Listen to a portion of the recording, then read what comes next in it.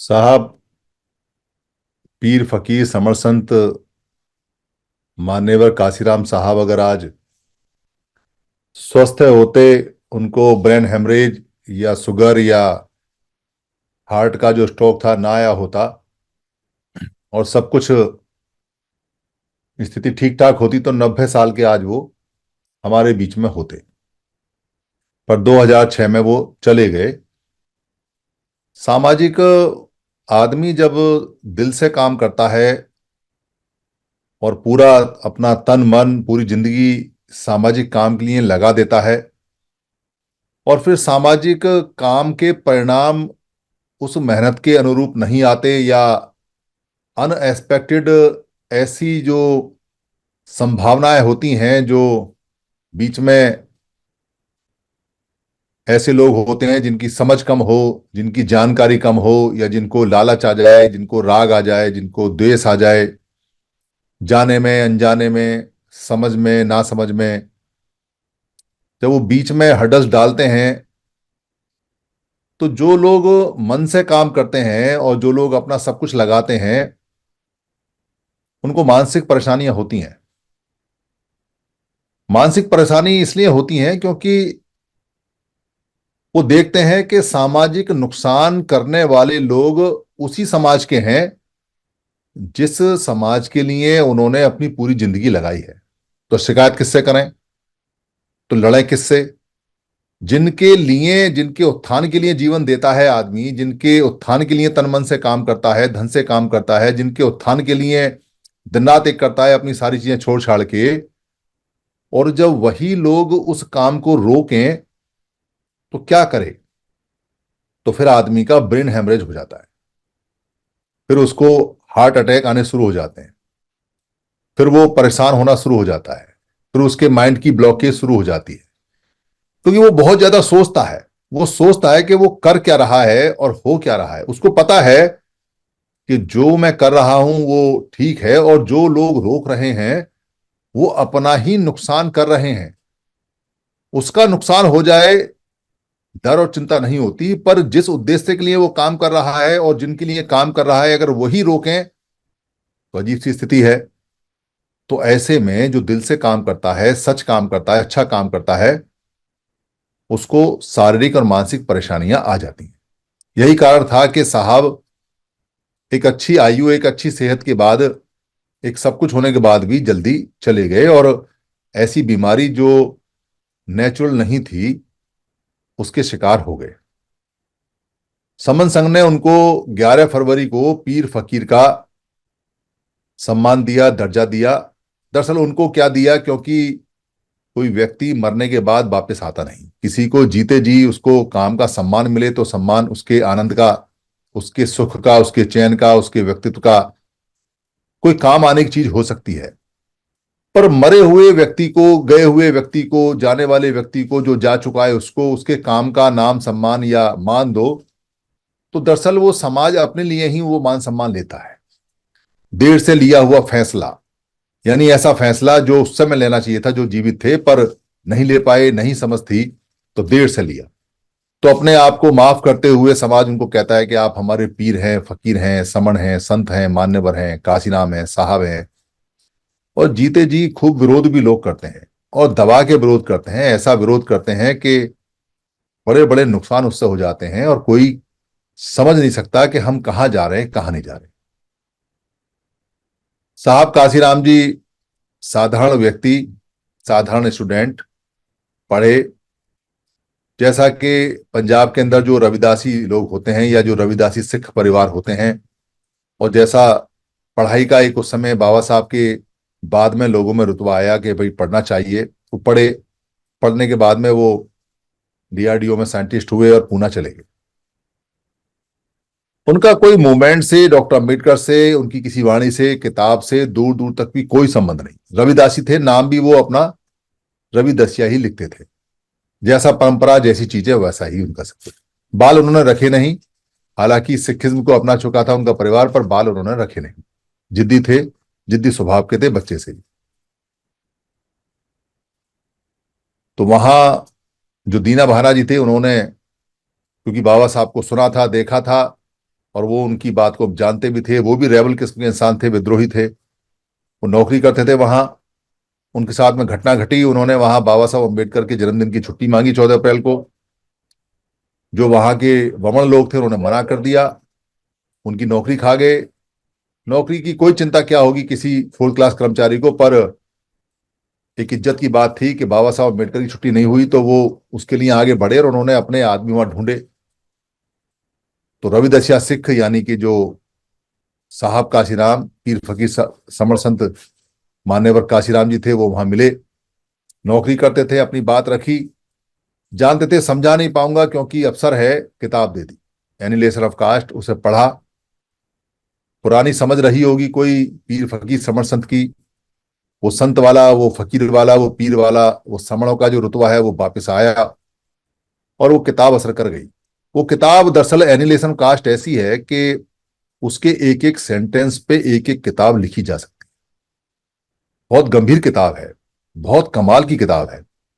एक बार पढ़ो, दो बार पढ़ो, तीन बार पढ़ो, हर सेंटेंस में, हर पैरे में एक एक किताब लिखी जा सकती है, इतना उसके अंदर मटेरियल है। वो दरअसल जितने भी हमारे टॉपिक्स हैं उनका एक असेंबली है किताब। तो जो जानकार हैं, जो समझदार हैं, उनके लिए तो एक बार ही बहुत है।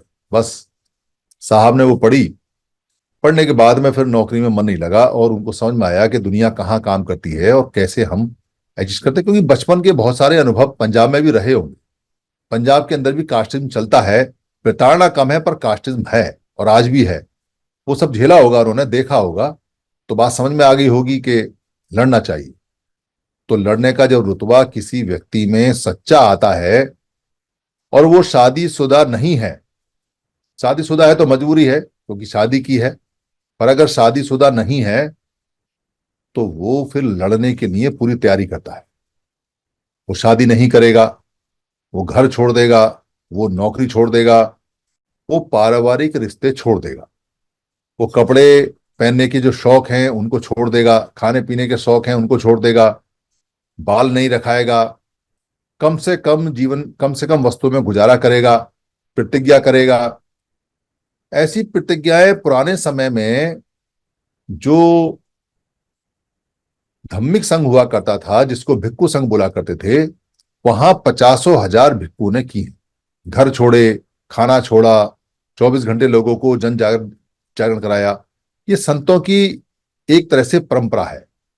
ये संत सारे ऐसा ही करते हैं कि वो घर भी छोड़ेंगे, खाना भी एक टाइम खाएंगे, मिल गया तो ठीक है, कपड़े पैसे, कोई पैसा वैसा भी नहीं पकड़ेंगे, अपने हाथ से पैसा रखेंगे भी नहीं, कोई अकाउंट नहीं खोलेंगे, कोई कोष इकट्ठा नहीं करेंगे, कोई थैली में पैसा जमा नहीं करेंगे, पैसा मांगेंगे नहीं। बस दिन रात काम करेंगे और ऐसे लोगों को ढूंढते रहेंगे और उनको इकट्ठा करते रहेंगे, समाज को जगाते रहेंगे। ये संत परंपरा के लक्षण है। उनमें भी आगे पुराने संत रहे होंगे, उनमें भी आगे। और उन्होंने कमिटमेंट कर ली, वो घर नहीं जाएंगे, पैसा हाथ से नहीं पकड़ेंगे, कपड़े एक जोड़ी रखते थे ब्रीफ केस में, एक जोड़ी पहनते थे, मिल गए तो ठीक है। कई बार बनियान फटे वटे भी हुए। कोट वोट उन्होंने शमशान से उठाए, ऐसा बताते हैं कि उनके लोग के शमशान से मुर्दों का जो कोट था वो लाके पहना करते थे। खाना मिल गया ठीक है, नहीं मिला ठीक है, बस जिद थी, काम करना है। तो काम करने की समझ नहीं, काम करने की समझ नहीं तो शुरुआत कहां से करें? तो पॉलिटिकल काम को ही काम समझा और आरपीआई के सहयोग में काम करने का ठाना। आरपीआई को देखें क्या आरपीआई करती है, क्योंकि मूवमेंट, संतों की मूवमेंट या सोशल मूवमेंट या सोशल रिफॉर्म, इनको बाद में पकड़ता है आदमी। उसको लगता है कि राजनीतिक सत्ता से सब चीजें बदली जा सकती हैं, इसलिए राजनीतिक सत्ता की तरफ जाता है। तो आरपीआई को देखा, आरपीआई के लोगों को देखा, आरपीआई का समर्थन किया, पर देखा कि आरपीआई तो पूरी के पूरे लोगों का जो सौदा है वो एक सीट में, एक एमपी की सीट में कर बैठी। उनका मोह भंग हो गया, वो उन्होंने वहां से छोड़ दिया। कह सकते हैं कि महाराष्ट्र में वो अपनी बात नहीं कह पाए क्योंकि महाराष्ट्र के लोग उस समय डॉक्टर अम्बेडकर के बारे में ज्यादा जानते थे। पीर फकीर समर संत मान्यवर काशीराम जी की तो शुरुआत थी। तो शुरुआत वाले जानकारी के आदमी को, व्यक्ति को, जो व्यक्ति एमपी एमएलए का चुनाव लड़ रहे हैं, वो क्यों भाव देंगे? नेचुरल सी बात है। तो वहां भाव नहीं मिला, उन लोगों ने एक्सेप्ट नहीं किया, करना भी नहीं चाहिए क्योंकि जानकारी कम रही होगी। उन्होंने पंजाब में ट्राई किया। पंजाब के लोगों को क्रांति की इतनी ज्यादा जरूरत नहीं है, रिफॉर्म की इतनी जरूरत नहीं आज भी।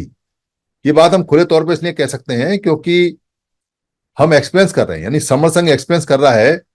पंजाब के लोगों को आवश्यकता नहीं है, उनका काम चलता है, उनको देश विदेश में नौकरी मिल जाती है, वहां से उनको कुछ मिल जाता है, और वो अपना दरअसल खाने पीने की तरफ से पूरी तरह से परफेक्ट है, उनको खाने पीने की कोई दिक्कत नहीं है। तो थोड़ी बहुत उनको जातिवादी समस्या रही होगी, कास्ट की प्रॉब्लम रही होगी, वो उसको टॉलरेट कर लेते हैं।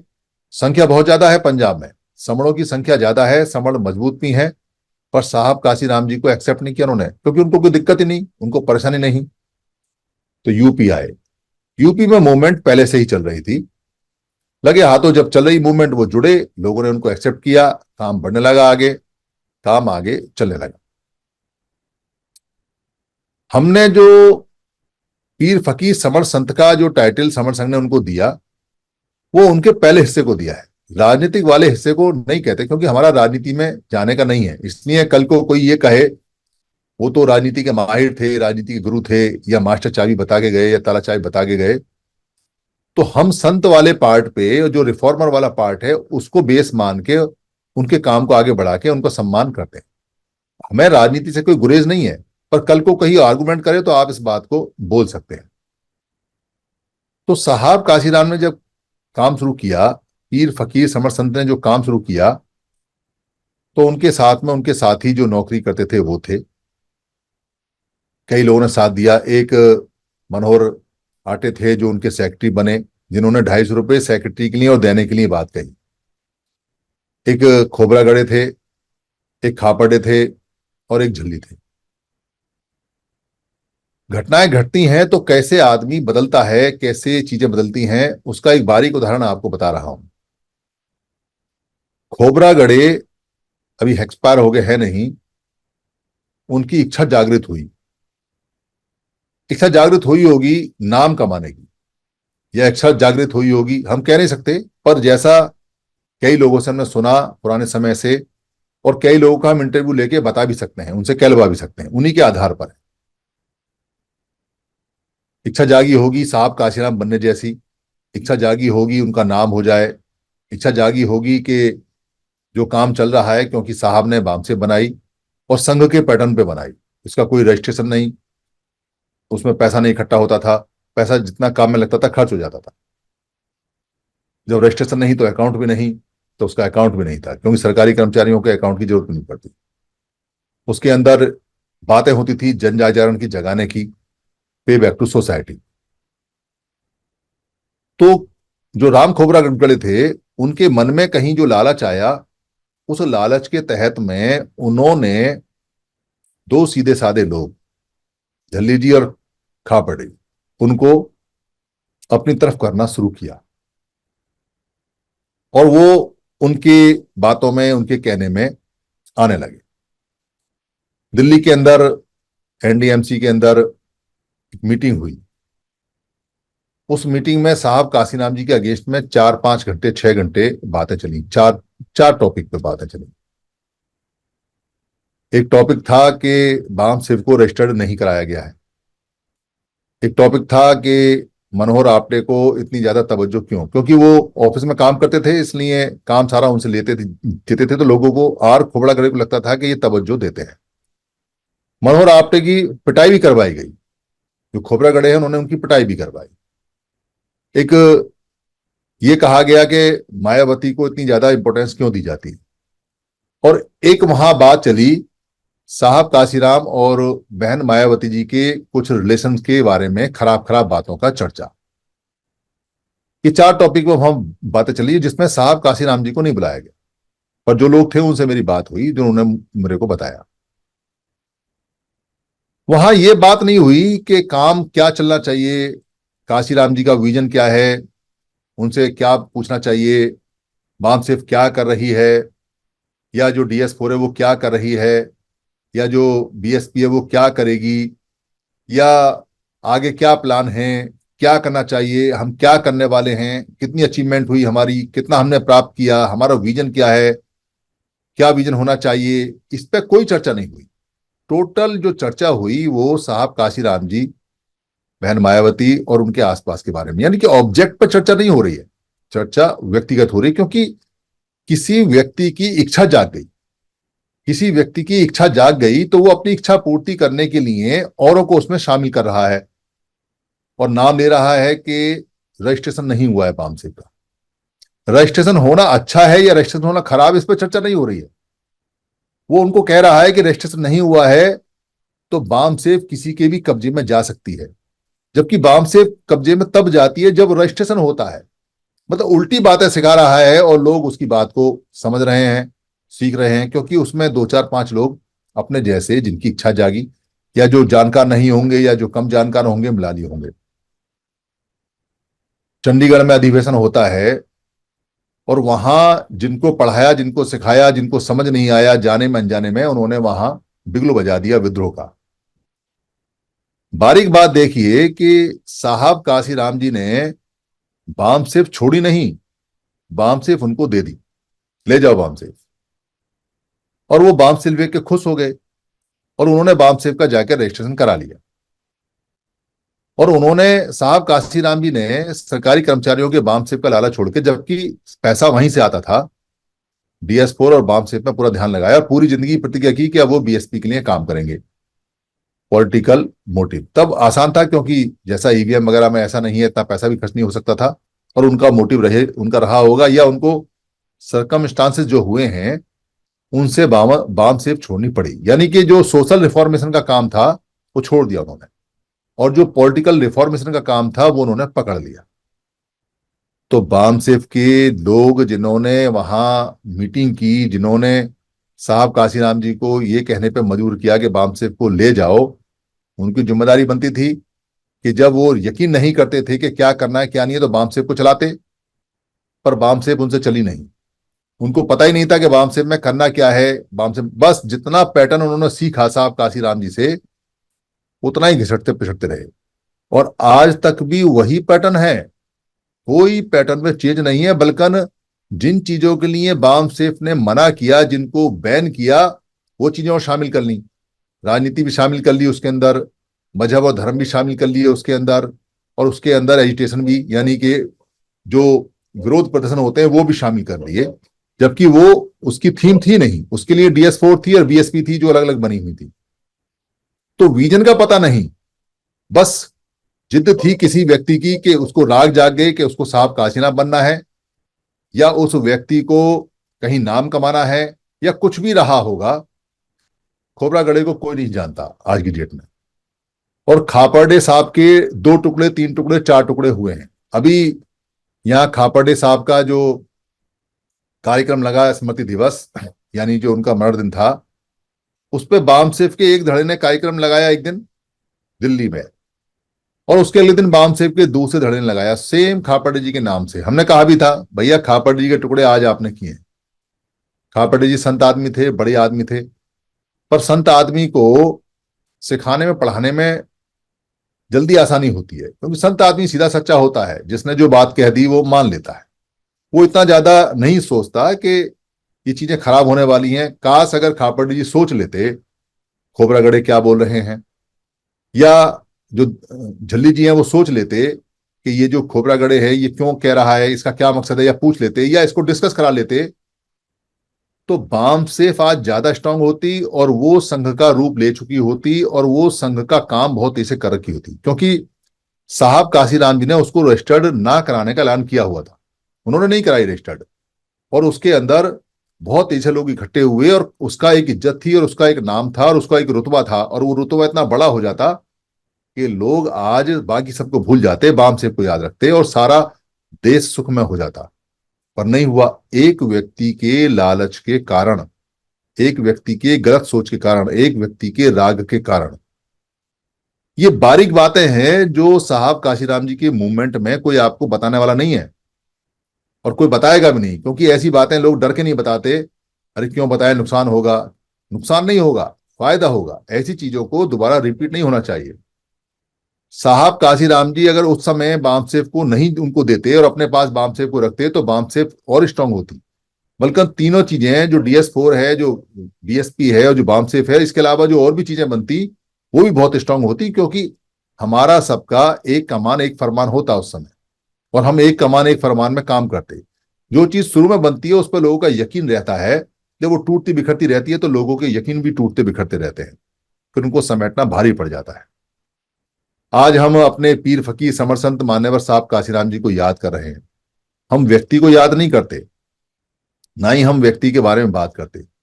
हम उनके काम के बारे में बात करते हैं, जो उन्होंने काम किया। अकेले उन्हें काम करना पड़ा, अच्छा भी है खराब भी है। अच्छा यह है कि भाई संघ नहीं बन पाया तो कम से कम एक व्यक्ति ने काम किया। खराब यह है कि एक व्यक्ति के परिणाम जितने आ सकते थे उतने आए, और उसके बाद जो दुष्परिणाम आते हैं वो भी आए और आ रहे हैं। व्यक्तियों के हमेशा परिणाम और दुष्परिणाम दोनों आते हैं, और संघ के हमेशा परिणाम आते हैं, दुष्परिणाम नहीं आते हैं। हम किसी भी हालत में किसी भी अपने किसी महापुरुष का जयकारा नहीं लगाते, पर उसके काम का जयकारा लगाते हैं। क्या काम किया क्या नहीं किया, ये समर संघ को बताने की बहुत जरूरत है। अच्छा काम भी और खराब काम भी। पीर फकीर समर संत मान्यवर काशीराम जी ने जागरूकता का काम बहुत जबरदस्त किया। एक व्यक्ति अपनी पूरी ताकत से जितना काम कर सकता है उससे 100 गुना ज्यादा काम करके वो गए, पर उसका नुकसान हो गया। नुकसान क्या हुआ? क्योंकि जो झटके उन्होंने शुरू में खाए उसके बाद में संघ बनाने की उन्होंने कोशिश नहीं की। क्योंकि व्यक्तियों से यकीन उठ गया होगा। जब इतने भरोसे के व्यक्ति जो साथ लगे वाले थे और इतने सीधे साधे लोग थे, जब वो बदल गए, आगे कौन कौन बदल जाए क्या पता चलता है। कि कोई एमएलए, कोई एमपी का टिकट, कोई फलाना, कोई ढलाना, कोई पैसा, कोई ये कोई वही, कोई गारंटी नहीं। तो हो सकता है व्यक्तियों से भरोसा उठ गया हो, पर काम करना था, क्योंकि काम करने का बीड़ा उठाया था। तो काम करते गए, काम चलाते गए, काम आगे बढ़ता गया। पर बहुत सारे ऐसे लोग जो मतलबी थे, जो बहुत सारे ऐसे लोग जो लालच से आए, बहुत सारे जो मौकाप्रस्त लोग, तो वो घुसते गए, चले गए, और आइडियोलॉजी एक साइड में होती चली गई और मौका परस्ती आगे बढ़ती चली गई। उसका नुकसान ये हुआ कि बहुत सारे लोग साहब काशीराम जी के, पीर फकीर समरसंत मान्यवर साहब काशीराम जी की आंख बंद होने के बाद उनके दावेदार हो गए।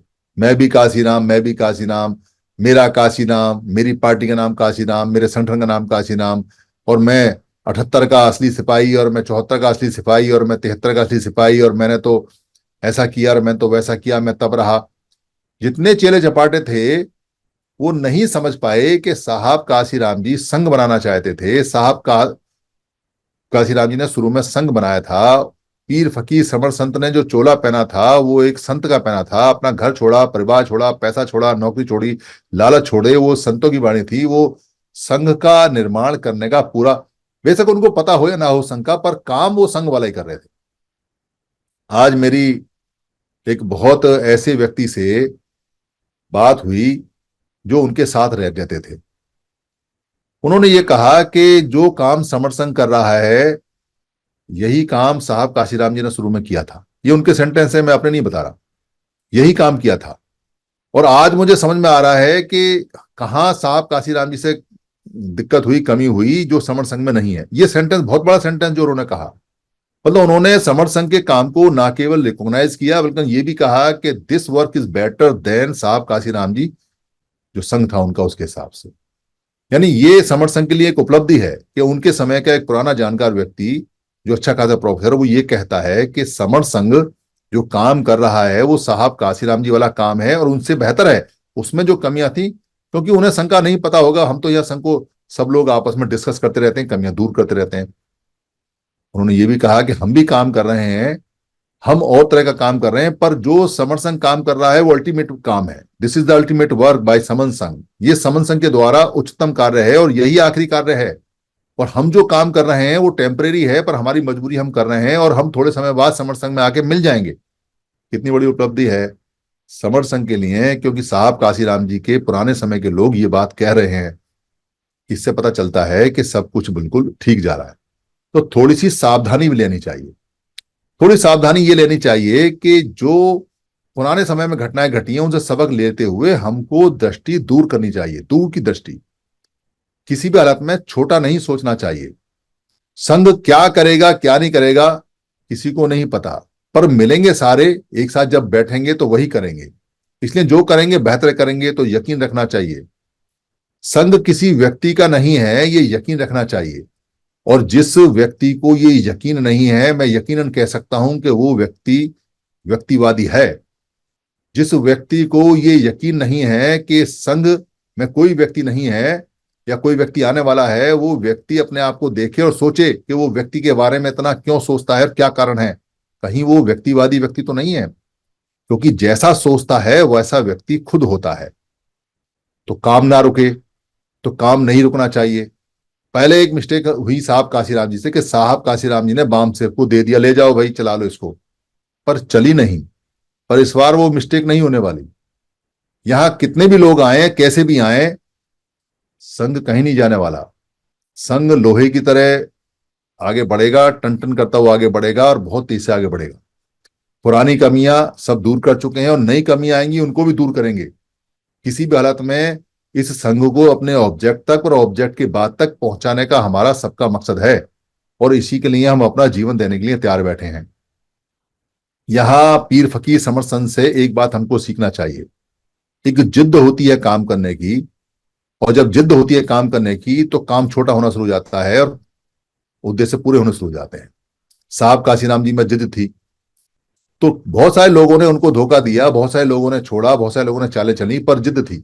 जितना व्यक्ति जीवन में कर सकता था उतना करके गए, उससे ज्यादा करके गए, 100 गुना ज्यादा करके गए।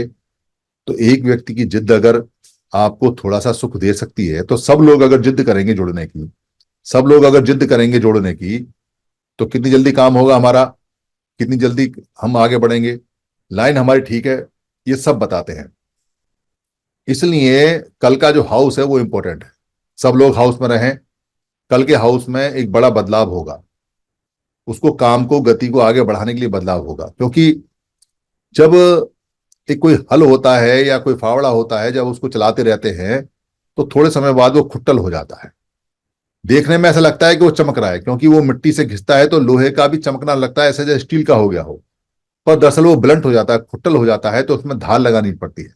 तो थोड़ी धार लगाते हैं, फिर दोबारा से काम पे लगाते हैं। तो वैसे ही चेंजेस करने बहुत जरूरी हैं, वरना कितने चमकदार हमारा संघ हो, उसकी धार खत्म हो जाएगी, वो खुट्टल हो जाएगा, और खुट्टल से हम जमीन नहीं खोद सकते, खुट्टल से हम कुछ कोई काम नहीं कर सकते। इसलिए खुट्टल और ब्लंट नहीं होना चाहिए, धार लगती रहना चाहिए, चेंज होते रहना चाहिए, परिवर्तन होते रहना चाहिए। क्योंकि जो खेत में मिट्टी परिवर्तित नहीं होती वो उपजाऊ नहीं होती। जिस खेत के अंदर मिट्टी नहीं पलटी जाती है उससे फसल नहीं आती, उसमें फिर घास ही आती है। तो इसलिए ये सब परिवर्तन होने बहुत जरूरी है। और कुछ परिवर्तन होंगे, कुछ कठोर बातें भी होंगी, कुछ अच्छी बातें भी होंगी, सबके साथ होंगी, सबके विचार के साथ होंगी। कल हमारा हाउस लगेगा, हाउस में सब लोग उपस्थित रहें। 8 बजे हाउस लगेगा। जो बाहर के लोग हैं वो भी आ सकते हैं, वो सुन सकते हैं, और जो संगी हैं उन सबको सूचना हो जाए कि सारे संगी आ जाएं। कोशिश रहे कि हमारी संख्या ज्यादा से ज्यादा रहे और सब लोग अपने काम पे लग जाएं, क्योंकि 11 फरवरी के बाद से पूरे भारत और भारत के बाहर में एक बहुत अच्छा पॉजिटिव मैसेज है। लोगों का यकीन दोबारा से मजबूत हुआ है कि कुछ हो सकता है, कुछ हो ही सकत है। साहब काशीराम जी के समय में साहब काशीराम जी कहते थे हो ही सकत है, यानी हो सकता है। वो पॉलिटिकल वे में बोला करते थे कि हम शासक शासक जमात बन सकते हैं, यह हो सकता है, हो सकत है। और हम इस बात को फिर रिपीट कर रहे हैं कि सारे जब इकट्ठे होंगे, सारा संघ जब इकट्ठा होगा, तो जो साहब काशीराम ने सोचा था वो तो पॉलिटिकल था, पर जो बामसेव का पैटर्न था वो बामसेव का पैटर्न होगा ही होगा, उसको कोई रोक नहीं सकता। क्योंकि पहले भी हुआ है और अभी भी होगा। और जब जब संघ इकट्ठा होता है परिणाम वही आता है जो संघ चाहता है। परिणाम वो नहीं आते जो प्रकृति चाहती है, परिणाम वो होते हैं जो संघ चाहता है। क्योंकि ना खाता ना वही, और जो संघ कह दे वो सही। जिद हमारी जुड़ने की है, जुड़ेंगे जीतेंगे। जो जो जुड़े हैं वो जीते हैं, जहां जहां जुड़े हैं वहां वहां जीते हैं, जब जब जुड़े हैं तब तब जीते हैं, जैसे जैसे जुड़े हैं वैसे वैसे जीते हैं। ताल कटोरा स्टेडियम में जुड़े तो वहां खूब जीते, खूब हमने वहां अपना खून बढ़ाया, खूब बढ़े। इससे आगे और बड़े स्टेडियम में इकट्ठे होंगे तो खूब खून बढ़ेगा। जब हम सारे इकट्ठे हो जाएंगे पूरे देश में, तो फिर कहने ही क्या होंगे, हमारे हमारे सारे के सारे कष्ट अपने आप ही दूर हो जाएंगे। यही सच है, यही संघ है। संघं नमामि, संघं नमामि, संघं नमामि। मेरी किसी बात से अगर किसी को कोई ठेस लगी हो तो मैं संघ से माफी चाहता हूं। संघ मुझे माफ करे, संघ मुझे माफ करे, संघ मुझे माफ करे।